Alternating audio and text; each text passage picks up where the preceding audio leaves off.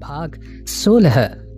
दातृत्वं प्रिय वक्तृत्वं धीरत्वं उचित तज्ञता अभ्यासेन न लभ्यन्ते चत्वारः सहजा गुणाः। चाणक्य ने दानशीलता, मृदुवाणी, धैर्य और उचित अनुचित के ज्ञान को श्रेष्ठ गुणों में सम्मिलित किया है। लेकिन वे कहते हैं कि ये गुण मनुष्य में जन्मजात होते हैं। जब शिशु जन्म लेता है तो ये स्वाभाविक रूप से उसमें विद्यमान होते हैं। यदि कोई व्यक्ति इन्हें अभ्यास द्वारा प्राप्त करना चाहे तो यह असंभव है। आत्मवर्गम परित्यज्य परवर्गम समाश्रयेत् स्वयमेव लयम याति यथा राजान्य धर्मतः। मनुष्य के सगे संबंधी ही उसके जीवन का वास्तविक सहारा होते हैं।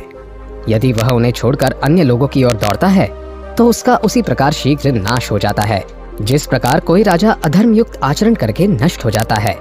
यहाँ चाणक्य स्पष्ट करना चाहते हैं कि जिस प्रकार अपने धर्म से विमुख होकर राजा का पतन निश्चित होता है, उसी प्रकार अपने धर्म को त्याग कर दूसरे धर्म की ओर आकृष्ट होने वाले व्यक्ति शक्ति संपन्न होते हुए भी नष्ट हो जाते हैं। इसलिए मनुष्य को अपने धर्म से कभी विमुख नहीं होना चाहिए। हस्ति स्थूल तनुः स चांकुशवशः किम हस्ति मात्रों कुशवो दीपो प्रज्वलिते प्रणश्यति तमः किम दीपमात्रं तमः वर्जेणापि हताः पतन्ति गिरयः किम वर्जमात्रो गिरिस् तेजो यस्य विराजते स बलवान स्थूलेषु कः प्रत्ययः। इस श्लोक द्वारा चाणक्य ने विशालता पर बुद्धि, चतुराई, ओज और बल की ओर श्रेष्ठता को प्रमाणित किया है। वे कहते हैं कि एक छोटे से अंकुश द्वारा शक्तिशाली हाथी को वश में किया जाता है। दीपक की एक छोटी सी लौ गहन अंधकार को चीर देती है। एक हथौड़ा बड़े बड़े पर्वतों को तोड़ डालता है। अर्थात बुद्धि, चातुर्य, ओज और बल, इन गुणों से युक्त मनुष्य बड़ी से बड़ी समस्या का भी निदान कर सकता है। श्रेष्ठता विशालकाय होने में नहीं अपितु इन चार गुणों में निहित है। कलौ दशहस्रेषु हरिस्त्यज्यति मेदिनीम तदर्धम जानवीतोयम तदर्धम ग्राम देवता। पुराणों में वर्णित है कि कलयुग के अंत के साथ ही महाप्रलय का समय आरंभ हो जाता है। इस प्रलय में संपूर्ण पृथ्वी सहित संपूर्ण ब्रह्मांड जलमग्न हो जाता है। इस श्लोक द्वारा चाणक्य प्रलय से पूर्व के लक्षणों का वर्णन करते हुए कहते हैं कि जब कलयुग समाप्त होने के 10,000 वर्ष शेष रह जाएंगे, उसी समय भगवान विष्णु पृथ्वी का त्याग कर देंगे। 5,000 वर्ष शेष रहने पर गंगा नदी पृथ्वी से विलुप्त हो जाएगी। ग्राम देवता भी 2,500 वर्ष पूर्व पृथ्वी त्याग कर देंगे। इस प्रकार कलयुग में जब संपूर्ण पृथ्वी पापियों, अधर्मियों और अत्याचारियों से भर जाएगी, तब भगवान पृथ्वी का त्याग कर देंगे। ग्रहासक्तस्य नो विद्या नो दया मांस भोजिनः द्रव्य लुब्धस्य नो सत्यम स्त्रैण्यस्य न पवित्रता। चाणक्य के अनुसार जो विद्यार्थी मोह माया और सुखों में लीन होकर विद्या प्राप्ति की बात सोचते हैं, उन्हें अपने उद्देश्य में कभी सफलता नहीं मिलती। वस्तुतः सुख और मोह माया ही विद्या प्राप्ति के मार्ग के सबसे बड़े बाधक हैं। मांस भक्षण से मनुष्य तामसी प्रवृत्ति का हो जाता है। ऐसी स्थिति में दया, परोपकार, धैर्य और संतोष आदि गुण नष्ट हो जाते हैं। इसलिए उससे दया की अपेक्षा रखना मूर्खता है। धन के लोभी से सत्य का अनुसरण करने की आशा नहीं करनी चाहिए। धन प्राप्ति हेतु वह बड़े से बड़े झूठ बोलने से भी पीछे नहीं हटता। इसी प्रकार कामांध व्यक्ति पवित्रता के अर्थ और महत्व से अनभिज्ञ होता है। ऐसा मनुष्य केवल व्याभिचार को बढ़ाता है। न दुर्जनः साधु दशामुपैति बहु प्रकारैरपि शिक्ष्यमाणः अमूलसिक्तः पयसा घृतेन न निम्ब वृक्षो मधुरत्वमेति। दुष्ट एवं दुर्जन व्यक्ति का स्वभाव अत्यंत रहस्यमय और परिस्थिति के अनुसार बदलता है, इसलिए उन्हें समझना किसी के वश में नहीं है। इसे स्पष्ट करते हुए चाणक्य कहते हैं कि जिस प्रकार दूध, घी और शक्कर को सींचने पर भी नीम अपना स्वभाव अर्थात कड़वापन नहीं छोड़ता, उसी प्रकार अनेक उपदेश देने तथा अपनत्व दिखाने के बाद भी दुर्जन को सज्जन बनाना असंभव है। मनुष्य का स्वभाव उसके जन्मजात गुणों पर आधारित होता है, जिसे ब्रह्मा जी ने उसके भाग्य में लिखा है। वह इन्हीं के अनुसार आचरण करता है। इसलिए सज्जन मनुष्य को इसमें अपना समय नहीं गंवाना चाहिए। अंतर्गत मलो दुष्ट तीर्थ स्नानश्च तैरैपि न शुद्ध्यति यथा भांडम सुराया दहितम च सत्। चाणक्य ने शरीर की शुद्धता की अपेक्षा मन की शुद्धता को अधिक महत्वपूर्ण माना है। इस संदर्भ में वे कहते हैं कि यदि मनुष्य का मन पापों एवं अशुद्धियों से परिपूर्ण है, तो अनेक तीर्थ स्नान करने के बाद भी उसकी आत्मा शुद्ध नहीं हो सकती। जिस प्रकार जलाए जाने पर भी मदिरा का पात्र गंध नहीं त्यागता, उसी प्रकार पवित्र जल में स्नान करने के बाद भी मनुष्य की अशुद्धता दूर नहीं होती। इसलिए चाणक्य के अनुसार मनुष्य को बाहरी शुद्धता की अपेक्षा मन को शुद्ध करना चाहिए। इसी में उसका कल्याण निहित है। न वेति यो यस्य गुण प्रकर्षम स तम सदा निंदति नात्र चित्रम यथा किराति करिकुंभ जाता मुक्ताः परित्यज्य बिभर्ति गुंजाहा।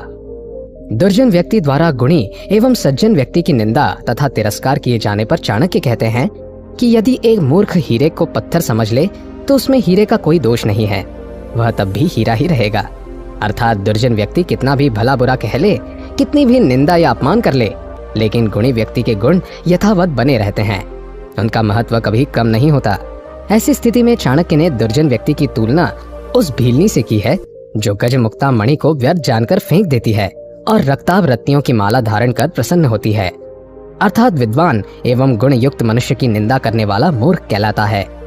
यस्य संवत्सरम पूर्णम नित्यम मौनेन भुंजति युग कोटि सहस्रम तु स्वर्गलोके महीयते। चाणक्य कहते हैं कि भोजन के समय मनुष्य को मौन रहना चाहिए। इसके महत्व को स्पष्ट करते हुए वे कहते हैं कि 1 वर्ष तक नियमित मौन धारण कर भोजन करने वाले मनुष्य करोड़ों युगों तक स्वर्ग का सुख भोगते हैं। देवगण भी उसकी नित्य पूजा करते हैं। काम क्रोधम तथा लोभम स्वादम श्रृंगार कौतुके अति निद्रा तिसवे च विद्यार्थी यष्ट वर्जयेत। चाणक्य ने विद्या प्राप्ति को कठोर तप के समान कहा है। जिस प्रकार तपस्वी स्वयं को तप की अग्नि में तपाकर पुण्य अर्जित करते हैं, उसी प्रकार विद्यार्थी कठिन मार्ग पर चलते हुए विद्या रूपी अमूल्य धन प्राप्त करता है। लेकिन काम, क्रोध, लोभ, मोह, अहंकार आदि विकार तथा स्वाद, श्रृंगार, कौतुक, अति निद्रा एवं अति सेवा उसके मार्ग की बाधाएं हैं।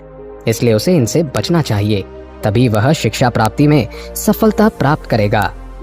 अकृष्ट फलमूलेन वनवासरतः सदा कुरुते हरः श्राद्धम ऋषि विप्रः स उच्यते।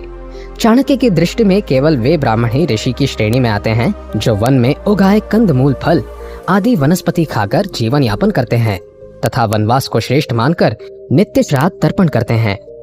इस कथन को स्पष्ट करते हुए चाणक्य कहते हैं कि उपलब्ध साधनों में संतुष्ट रहने वाला तथा नित्य ईश्वर का मनन चिंतन करने वाला मनुष्य ही सज्जन कहलाता है। इसके विपरीत लोभी, असंतुष्ट एवं नास्तिक व्यक्ति दुर्जन होते हैं। एकाहारेण संतुष्टः षट्कर्म निरतः सदा ऋता कालाभिकामी च स विप्रो द्विज उच्यते। उपर्युक्त श्लोक में चाणक्य ने ब्राह्मण धर्म के नियमों का उल्लेख किया है। उनके कर्मों का वर्णन करते हुए वे कहते हैं कि ब्राह्मण को दिन में केवल एक ही बार भोजन करना चाहिए, इसी में वह संतुष्ट हो जाए। इसका अधिकांश समय यज्ञ, हवन एवं वेदों के अध्ययन में व्यतीत हो, साथ ही साथ वह यथाशक्ति दान देने और ग्रहण करने के गुण से युक्त हो। इसके अतिरिक्त विकारों को जो नियंत्रित कर केवल संतान प्राप्ति की इच्छा से समयानुसार सहवास करे। जो मनुष्य इनका विधिवत पालन करता है, वास्तव में वही ब्राह्मण कहलाने योग्य होता है। लौकिके कर्मणि रतः पशुनाम परिपालकः वाणिज्य कृषि कर्ता यह स विप्रो वैश्य उच्यते। वेदों में 4 वर्ण कहे गए हैं। इनका निर्धारण व्यक्ति के कुल अथवा जाति की अपेक्षा उसके कार्य के अनुरूप किया गया है। वैश्य के संदर्भ में चाणक्य कहते हैं कि लौकिक कर्मों में संलग्न होकर पशुपालन, खेतीबाड़ी तथा व्यापार आदि करने वाला मनुष्य वैश्य कहलाता है। यदि ब्राह्मण कुल में उत्पन्न कोई व्यक्ति यह कार्य करे तो उसे भी वैश्य समझना चाहिए। लाक्षादिते लीला नाम कुसुम्भम धूसर्पिशाम विक्रेता मध्यमांसा नाम स विप्रः शूद्र उच्यते। शूद्र के विषय में चाणक्य कहते हैं कि लाख, तेल, नील, कपड़े रंगने के रंग, शहद, घी, मदिरा और मांस आदि का व्यापार करने वाला शूद्र कहलाता है। उनके अनुसार यदि ब्राह्मण, क्षत्रिय या वैश्य कुल में जन्मा व्यक्ति भी यह कार्य करे तो उसे शूद्र वर्ण का मानना चाहिए। परकार्य विहंता च दाम्भिकः स्वार्थ साधकः छली द्वेषी मृदुः क्रूरो विप्रो मार्जार उच्यते। जो व्यक्ति दूसरों के सत्कर्मों में विघ्न डालने वाला हो, ढोंग और पाखंड द्वारा लोगों को भ्रमित कर ठगता हो तथा जिसके अत्याचारों से लोग पीड़ित हों, ऐसा क्रूर व्यक्ति ब्राह्मण होते हुए भी पशु कहलाता है। यदि स्पष्ट शब्दों में कहा जाए तो नीच एवं अपवित्र कार्य करने वाला मनुष्य यदि ब्राह्मण कुल से संबंधित हो तो उसे भी पशु की श्रेणी में रखा जाता है। वापी कूप तड़ागनामाराम सूर वेश्मनाम उच्छेदेन निराशंकः स विप्रो म्लेच्छ उच्यते। चाणक्य ने ऐसे ब्राह्मण को म्लेच्छ की संज्ञा दी है जो कुएं, तालाब, बाग या मंदिरों को तोड़ने फोड़ने से आनंद का अनुभव करता हो। उसके अनुसार परोपकार एवं सामाजिक कर्तव्यों से विमुख व्यक्ति ज्ञानवान होकर भी नीच कहलाता है। देवद्रव्यम गुरुद्रव्यम परादाराभिमर्शनम निर्वाहः सर्वभूतेषु विप्रश्चांडाल उच्यते। जो व्यक्ति संत गुरुजन के धन की चोरी करता हो पर स्त्रियों के साथ संभोग में लिप्त हो तथा किसी से भी मांग कर खाने में जिसे संकोच न हो, ऐसा व्यक्ति ब्राह्मण होते हुए भी चांडाल की श्रेणी में आता है। ऐसे व्यक्ति उत्तम कुल में उत्पन्न होकर भी नीच कहे जाते हैं। समाज में इन्हें तिरस्कृत दृष्टि से देखा जाता है। देयम भोज्य धनम सदा सुकृति भिर्नो संचितव्यम कदा श्रीकर्णस्य बलेश्च विक्रमपतेरद्यापि कीर्तिः स्थिता। अस्माकं मधु दान भोग रहितं नष्टं चिरात संचितम् निर्वाणादिति पाणिपाद युगले घर्षणतयोः मक्षिकाः। इस श्लोक द्वारा चाणक्य सीख देते हुए कहते हैं कि राजा तथा सज्जन मनुष्य को धन का संचय भोगों की अपेक्षा परोपकार एवं दान हेतु करना चाहिए। इसका पालन करके ही दानवीर कर्ण, दैत्यराज बलि तथा विक्रमादित्य संसार में प्रसिद्ध हुए। आज भी उनकी कीर्ति अक्षुण्ण है। इसके विपरीत मधुमक्खियों का संचित मधु भी दान के अभाव में नष्ट हो जाता है। इसके कथन को स्पष्ट करते हुए चाणक्य कहते हैं कि यद्यपि मनुष्य को संग्रह करना चाहिए, लेकिन इसके साथ ही उसे दानादि कर्म भी करते रहना चाहिए। इससे जहां एक ओर वह मान सम्मान प्राप्त करता है, वहीं दूसरी ओर उसे परलोक में अक्षुण्ण सुख प्राप्त होते हैं।